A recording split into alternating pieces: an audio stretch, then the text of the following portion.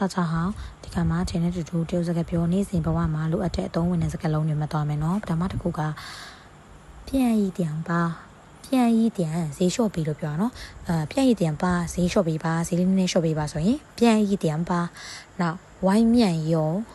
ဝိုင်းမြန်ဆိုတာကအပြင်ဘက်ကိုပြောတာယုံကရှိတယ်ဆိုတော့ဝိုင်းမြန်ယုံဆိုတော့အပြင်ဘက်မှာရှိတယ်ဝိုင်းမြန်ယုံအပြင်မှာရှိတယ်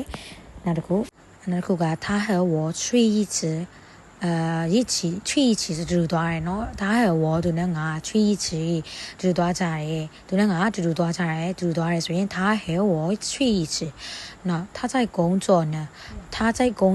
ဆိုရင်သူအလုပ်လုပ်နေတယ်သူအလုပ်မှာဆိုတဲ့အဓိပ္ပာယ်เนาะသူအလုပ်မှာလုပ်နေတယ်ဆိုတဲ့အဓိပ္ပာယ်他呢ဆိုသူရောဆိုရင်他在工作呢သူအလုပ်လုပ်နေတယ်အဲ့လိုမျိုးသုံးရတယ်เนาะခေကြောမှာလုပ်ပြီးလို့ရလားလုပ်လို့ရလားလုပ်ပြီးလို့ရနိုင်မလားအဲ့လိုမျိုးသုံးနော်ခေကြောမှာနောက်သိချင်တဲ့စကားပြောလေးရှင်လေခုမှအောက်ကမေးခင်နိုင်ပါတယ်တင်းတန်းလေးတွေစောင့်စမ်းနိုင်ပါပြီနော်